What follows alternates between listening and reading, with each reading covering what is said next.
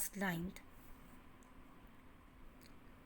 इससे पहले हमने कविता पढ़ी थी यमराज की दिशा और उसका पहला पैराग्राफ के भावार्थ पढ़े थे। अब दूसरा पैराग्राफ पढ़ते हैं। माँ ने एक बार मुझसे कहा था, दक्षिण की तरफ पैर करके मत सोना, वह मृत्यु की दिशा है और यमराज को क्रोध करना बुद्धिमानी की बात नहीं। प्रस्तुत पंक्तियों में कवि बच्चे थे तब उनकी माँ ने उन्हें बहुत सारी शिक्षाएं दी थी। इन शिक्षाओं में से एक यह भी थी कि दक्षिण दिशा की ओर पैर करके कभी नहीं सोना चाहिए।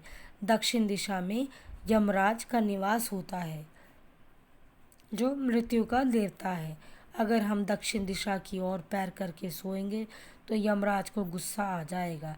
इसीलिए हमारा इस दिशा में पैर करके ना सोना ही चतुराई है, क्योंकि मृत्यु के देवता यमराज को गुस्सा दिलाना कोई बुद्धिमानी की बात नहीं। Next paragraph.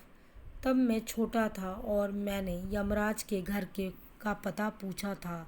उसने बताया था, तुम जहाँ भी हो वहाँ से हमेशा दक्षिण में। प्रस्तुत पंक्तियों में कवि ने बच्चे के कोमल मन में उठने वाले सवाल का वर्णन किया है।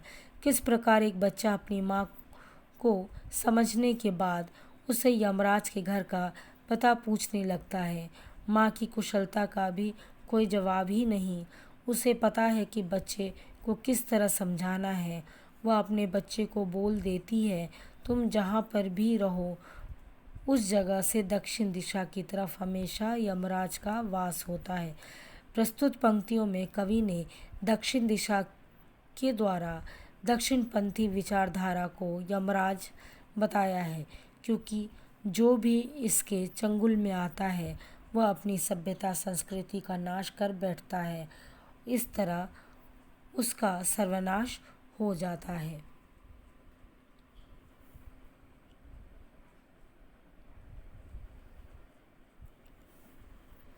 Next paragraph. माँ की समझाइश के बाद दक्षिण दिशा में पैर करके मैं कभी नहीं सोया और इससे इतना फ़ायदा ज़रूर हुआ, दक्षिण दिशा पहचानने में मुझे कभी मुश्किल का सामना नहीं करना पड़ा। इन पंक्तियों में कवि कहता है कि माँ के बार बार समझाने से लेखक कभी भी दक्षिण दिशा में पैर करके नहीं सोया।